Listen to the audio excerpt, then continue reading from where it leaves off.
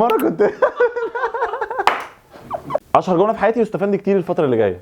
كنت مره مشير صوره رنيم الوليلي بطله مصر في الاسكواش، لقيت خد الكومنت ده بقى: محمد عماد انت مش عايز تشجع الابطال، انت عايز الناس تخش تعمل لايك لصفحه البرنامج بتاعك. اولا انا ما عنديش بيج، ثانيا انا بس اللي اعرف رنيم الوليلي في مصر كلها، ثالثا لو عايز اجيب لايكات هجيب صفيناز، هجيب حد يعني الناس ما علينا. كنت كاتب مش عارف حاجه كده وتعيش عليها دور الغلبان، راح محمود محمد سيد بيقول لي وتعيش عليها دور فلقيت بقى اسلام اس، خد حلاوه اسلام اس بقى، قاعد في البيت وعلى يلا بقى نعمل حاجه لعمرو راضي بقى. تقصد إيه؟ كنت كاتب بقى جilberto، تقصد ايه بوش جilberto على القمر؟ مش فاهم فين المشكله، ولا عشان اسود؟ يا ريت بلاش عنصريه وحياه ابوك، انا كمصري اسود بتضرر فشخ من الكلام العنصري ده بصراحه. وعموما احنا كسود مصريين او غير مصريين ما طلبناش راي الناس فينا، عاجبنا شكلنا ومبسوطين بيه. وانا عن نفسي لو اخترت ما بين مليون لون مش هختار غير اللون الاسود. نسقف؟ ممكن نسقف على دي ولا ممكن نسقف؟ ممكن ميه لو صح.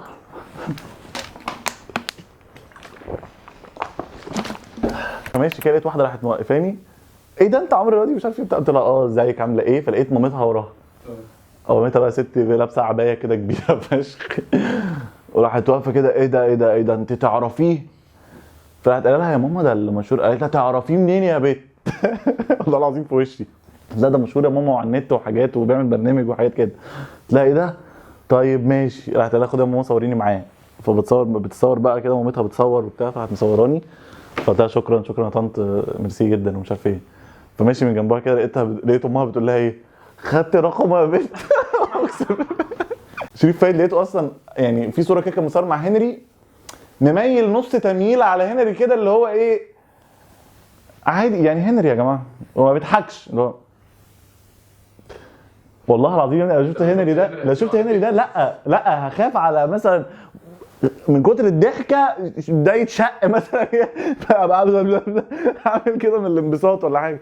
مره كنت كاتب الواحد مفشوخ في مشاعره، فرحان فشخ لزيدان وزعلان فشخ على سيميوني، ده بعد الشامبيونز ليج. ففي حد ماجده بتقول: على فكره قوي عيب قوي كلمه فشخ. لا دي ماما ما تضحكش، فقشطه يعني. حاضر يا ماما مش هقول فشخ تاني، وحشتيني فشخ والله. ممكن يا جماعه بس تدخلوا لي حاجه رأفت الهجان كده، حاجه لمصر يعني، عشان اللي جاي ده مهم. كاتبه ايه بقى اميره؟ يعني انا مستغربه على كميه الضحك الرهيب وهو بيشتمك. بيشتمك، ما هو ما دام شتم بلدك يبقى شتمك وانت فرحان. اظن انت لو رحت بلده وعملت اللي انت عملته ده في بلده كنت هتلاقي حد يرد عليك، عشان ما يرضاش ان بلده تتهان. يا ريت ترجع معاه الفلبين، مصر مش ناقصه اللي زيك. في برضو حاجه كده غريبه بتحصل، ان كل ما تكتب حاجه واحد يزايد عليك. يعني تكتب مثلا قابلت واحد دراعه مقطوع يقول لك انا اصلا مشلول، انا مشلول اهو. تقابل واحد تقول له انا شفت واحد غلبان مثلا كان قاعد في كشك صغير متر في متر كده متقفل ومش قادر، يقول لك انا قابلت واحد كان قاعد في متر في متر برضو بس الكشك كان مفتوح. واحد يعلق عليه تاني يقول لك انا قابلت واحد عريان في الشارع. ماشي عريان عريان مش في الشارع بردان. واحد يقول لك انا قابلت الكشك نفسه بقى لقيته قاعد كده. واحده بتقول لي انا في وادي دجله. لا انت ما رحتش بقى وادي دجله وشفت اللي هناك. انا كاتب مثلا هو بيقف بردان من خدمته من 5 ل 7، هي بقى في وادي دجله من غير كشك من 9 الصبح ل 9 بالليل. لا انت اللي عندك بردان اكتر من اللي عندي يعني، خلاص اللي عندك بردان اكتر من اللي عندي.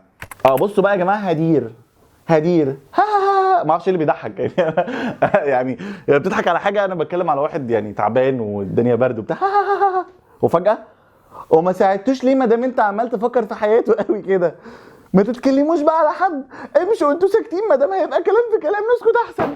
انا همشي سلام. عمرو راضي دمه كان خفيف ايام يستفاد كتير الفتره اللي جايه، وربنا كرمه وعدى وعمل برنامج كوميدي، بس مش لدرجه ان اجيبه موديل للبس وهو اصلا شكله خرا. محمد ابراهيم يا جماعه، لقيت جمله كده حلوه فكرتني صاحبتي مثلا رحت كاتب سايبه حاجه في كل حاجه رغم انك مش معايا وقلب، اول ما دوست كومنت على طول نزلته ريبلاي بس يا ابن